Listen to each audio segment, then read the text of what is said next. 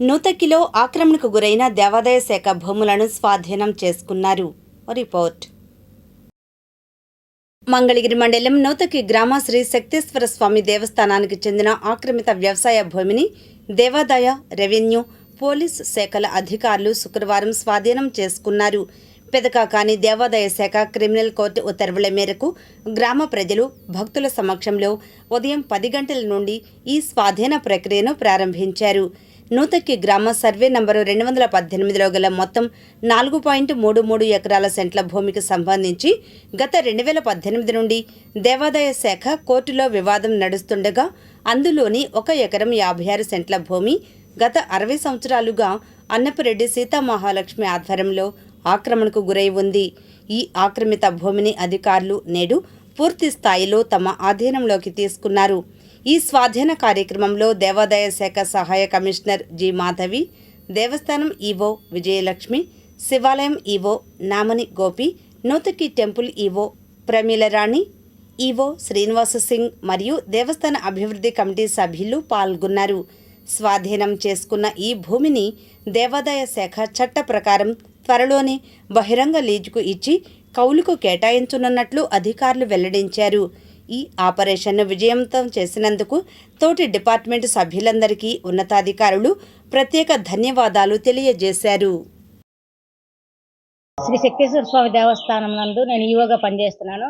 ఈ సంవత్సరం 2026 జనవరి నుంచి శ్రీ స్వామివారి దేవస్థానానికి చెందిన ఎకరం 56 సెంట్ల భూమి సర్వే నెంబర్ 218లో ఆక్రమణలకు గురికాగా దాని మీద ఎవిక్షన్ వేసాము. ట్రిబ్యునల్ కోర్టులో ఓఏ వేసాము. అది దేవస్థానానికి అనుకూలంగా తీర్పు రావటాన గౌరవ ట్రిబ్యునల్ పెదకాకాని వారి ఉత్తర్వుల మేరకు దేవాదాయ శాఖ సహాయ కమిషనర్ గారు మరియు రెవెన్యూ, పోలీస్ శాఖ వారి సమక్షంలో ఈరోజు ఆ భూమిని మేము స్వాధీనం చేసుకోవడం జరిగింది. సదరు భూమిని త్వరలో ఆక్షన్ పెట్టి లీజుకి ఇవ్వగలవారు.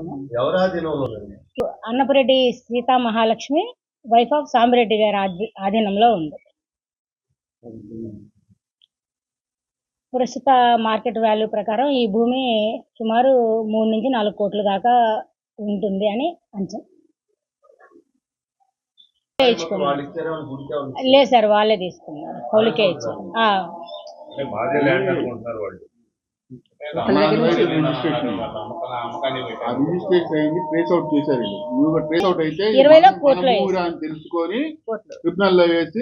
ట్రిబ్యునల్ ఆర్డర్ తీసుకొని వాళ్ళని ఎవిక్షన్ చేసి భూమిని స్వాధీనం చేసుకున్నాం. యాక్చువల్లీగా సెంట్లు స్వాధీనం చేసుకున్నాము. మిగిలిన భూమిని కూడా త్వరలో మళ్ళా కోర్టులో ఉంది. ఆ ఆర్డర్ రాగానే మళ్ళీ అది కూడా స్వాధీనం 4 ఎకరాలు 33 ట్రిబ్యునల్ లో పెండింగ్ లో ఉంది. మిగిలిన భూమి ఈ దేవాలయం సంబంధించి భూములు అన్యాక్రాంతమైనవి ప్రస్తుతం ఇంకా చూడాలి, చూస్తాను సార్. ఇంకోసారి రికార్డ్స్ 43 మారినట్టుంది సార్. ప్రజెంట్ ఫైనల్ గా వీళ్ళు అని అనుకుంటున్నాం. ఎందుకంటే ఈవిడికి 60 ఏళ్ళు ఉంటాయి. అంత క్రితం ఎవరో ఉండి ఉంటారు కదా తీసుకున్న వాళ్ళు. ఆమె 60 ఏళ్ళకి రిజిస్ట్రేషన్ చేసి ఆక్రమించలేదు కదా. ఆమె వెనకాల ఎవరి దగ్గర కొని ఉంటారు వీళ్ళు. ప్రజెంట్ వీళ్ళు మనమేం కనిపెట్టలేదు సార్. మనం దాన్ని కనుగొనే టైంకి వీళ్ళ చేతుల్లో ఉంది మన భూమి. మనం దేవాదాయ శాఖ దాన్ని ట్రేస్ అవుట్ చేసేసరికి వాళ్ళు ఆక్రమణదారులై ఉన్నారు.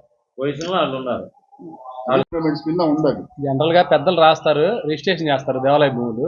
ఆ డాక్యుమెంట్స్ బయట పెట్టరు. తదనంతరం వారి వారసులు ఎవరో దేవస్థాన భూమి దానికి సంబంధించిన డాక్యుమెంట్లు బయటపడిన తర్వాత దాన్ని దేవాలయ భూమిగా గుర్తించి దాన్ని దేవస్థాన రిజిస్టర్లో ఎంటర్ చేసి దేవస్థాన ప్రాపర్టీగా పరిగణిస్తాము.